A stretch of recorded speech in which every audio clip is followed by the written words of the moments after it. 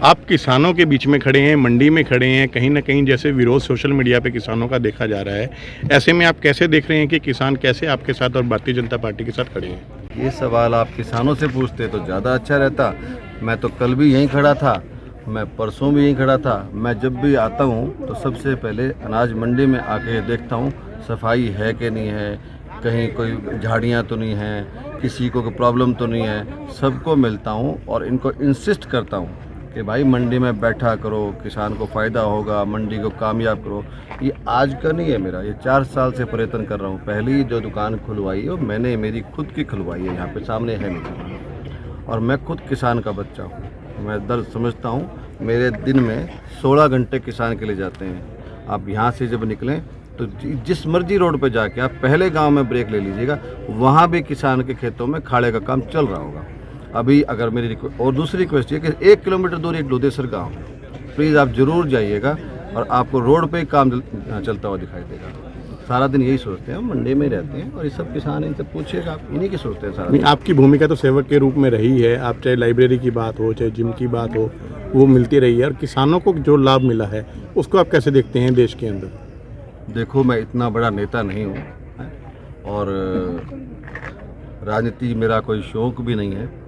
मैं तो मेरे इलाके में और मैंने यहाँ काम करना शुरू किया है और यहाँ देखा है कि यहाँ कुछ राजा महाराजा टाइप के लोग थे, उनकी यहाँ सल्तनत थी। तो ना यहाँ हॉस्पिटल था, ना यहाँ बस स्टैंड था, ना यहाँ स्कूल हैं, और तो और हमारे को ऐसा इन्होंने निचोड़ के रखा कि एक कॉलेज भी नहीं है। 5 बार का मुख्यमंत्री एक दिया चौटाला जी को, 2 बार देवीलाल जी को मुख्यमंत्री बने, 1 बार हुकम सिंह जी मुख्यमंत्री बने, 1 बार बनारसी दास गुप्ता जी मुख्यमंत्री बने, 1 बार देवीलाल जी डिप्टी पीएम बने।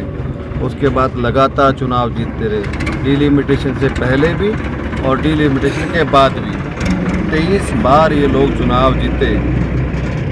कि अगर एक कॉलेज यहाँ खुल जाता लड़कियों का, लड़कों का, तो इनको क्या क्या नुकसान हो सकते थे। तो देखते हैं, काफ़ी पिछड़ा हुआ इलाका है। हम अपना काम कर रहे हैं और कोशिश कर रहे हैं, लेकिन बहुत ज़्यादा पिछड़ा हुआ है। इसमें कम से कम 10 साल लगेंगे हमें उनके बराबर आने में।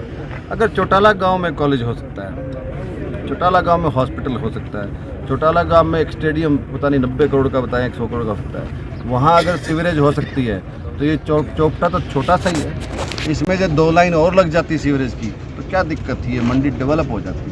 वो तो बड़े, वहाँ तो सभी लोग बड़े हैं, लेकिन किसी ने सोचा नहीं। अब कर रहे हैं, दुख सुख पाके कहीं चंदा कर रहे हैं, कहीं हाथ जोड़ रहे हैं। हम लाए हैं, एक शिविर प्लान भी लेके आए हैं, देखते हैं। सरकार की तरफ से भी चल रहे हैं, ये समाज सेवी की तरफ से चल रहे हैं। हमारा एक बहुत बड़ा ग्रुप है जो हम जिन जिन लोगों को भगवान ने अपनी नेमत दी, जिन्होंने हमारे पर जो आशीर्वाद भगवान का मिला, तो हमने सोचा कि हम भी अपनी सोसाइटी को कुछ वापस दें। तो हमारी जो जो भी प्रॉपर्टी है, हमने उसका एक्स हिस्सा कुछ लोगों ने मिलके एक फंड इकट्ठा किया है। जहाँ ज़रूरत पड़ती है, ये रहा किसान का बेटा है, इसके पास इतने पैसे नहीं है, ये सच है।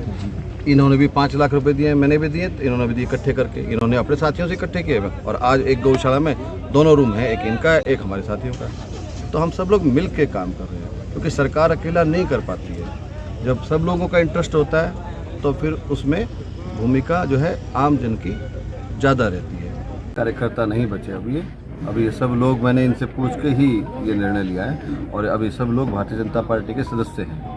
अब ये अपने बड़ों से क्या बात करेंगे वो तो ये जान। जब आप किसी पॉलिटिकल पार्टी के हिस्सा हो जाते हैं तो आपकी निजी राय बचती नहीं है।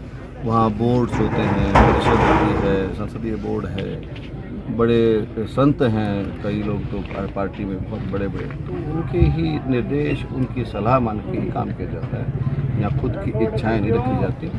देश की सबसे बड़ी पार्टी है ये और देश हित में काम करती है। यहाँ अपनी देश के लिए अपनी इच्छाओं को रोक के रखना चाहिए और संयम से देश के लिए काम करना चाहिए। तंवर साहब भारतीय जनता पार्टी के उम्मीदवार हैं और अब जो ये चुनाव है, ये मोदी जी का चुनाव है।